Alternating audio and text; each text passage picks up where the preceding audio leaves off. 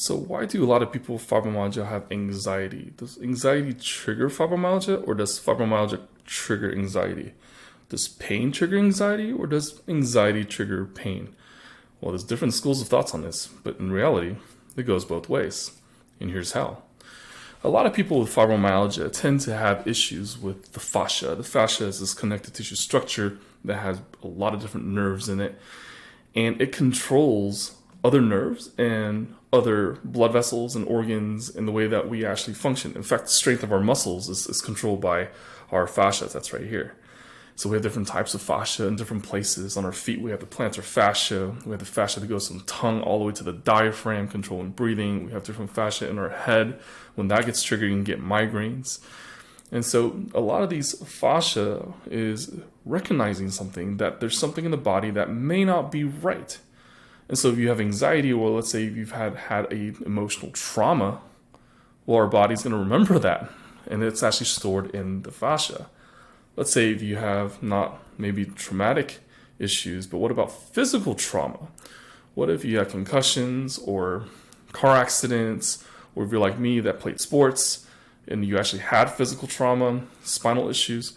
Well, then your fascia has to tighten to compensate for any structural issues that may be there. But even something as a small concussion can actually trigger the fascia, and that's interesting because you may not have anything fracture or break, but your fascia is still holding on very tight. And this is exactly what humans do. This is what we do. This is what all mammals do. We have this entire intricate system in there. And this myofascial system, myo stands for muscle, and the fascia is that connective tissue that's on the outside of the muscle fibers and the muscle. This entire myofascial tissue, once they get triggered, our body can go into inflammation. Our hormones can be really disrupted, whether you're a man or a woman. Our neurotransmitters in our brain can be really affected as well. And because of that, these issues can trigger anxiety. And if you have more anxiety on top of that, it can re-trigger the actual issue as well. See, there's no distinction between mental health issues and physical health issues because the fascia connects it both together. And this is what we really have to understand when it comes to quote-unquote mental health issues and a lot of people with chronic pain. Because it's real. It's not all in the head. It's in the body. It's everywhere. It permeates through us. It changes our energy. It changes the way we sleep. It changes our relationships of the people that are around us. So we continue to see mental health and physical health as two different things. Well, it just complicates the picture a whole lot more. And I know that's probably the standard of care right now in the westernized societies and even in Eastern societies, but we have to put the whole thing together and have a very holistic point of view. Now, there's another caveat to it as well. Well, what if you have a lot of pain and you have a lot of anxiety and maybe some depression and maybe you feel a bit isolated? And maybe you don't want to tell people about your pain. Maybe you just want to be. You just smile through it, smile through the pain, smile through the discomfort. Well, you get what you tolerate. And what I mean by that is, if you tolerate certain things, it's going to become the norm.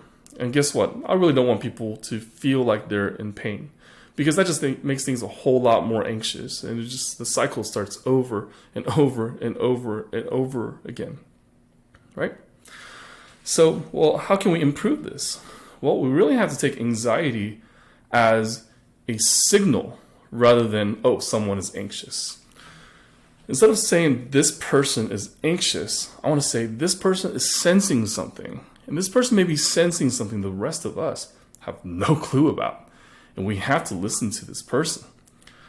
And so the people with a lot of triggering or trauma or anxiety, to me, are what I like to call the sentinels. They will sense everything. In fact, sometimes when they eat food, they have food intolerances. Sometimes if they're in an environment, they can smell mold in the air. They can be sensitive to perfumes. And maybe their brain function is not as robust as other people's because the brain says, wow, there's a lot of different things that are around. And we have to value people with anxiety and with pain. And this is a big part of fibromyalgia and chronic pain and TMJ issues that's not talked about very much. But it should. It really should. So at the Demystifying Fibromyalgia, Chronic Pain, and TMJ conference, we're going to put together the world's top experts in different fields, including psychiatry, endocrinology, dental, ENT, etc., etc. And so we can make sure that what we're seeing is actually a physical thing that's going on rather than something that's mystical. And this is my dream. I can't wait to see you there.